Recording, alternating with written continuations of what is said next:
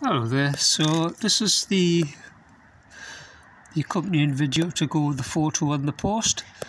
As you can see, this tip branch here has died back. It's paler colour. This one seems it has a little bit of life in, but obviously this stem here is a paler, almost brownish colour here, and it's starting to lose colour all the way down to this healthy stem here.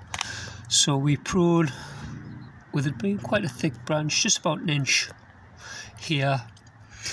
It's going to continually die back, so we have no choice but to prune that off there. And as you can see, there's a little bit of green in there, so the branch there is not fully dead yet. So in the coming year, this will die back to about here, nice and safe. So any infection that might get in here will basically stay in here,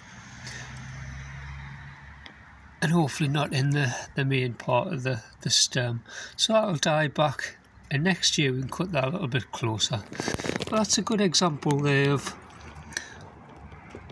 a branch that's not fully dead yet. A little bit of green and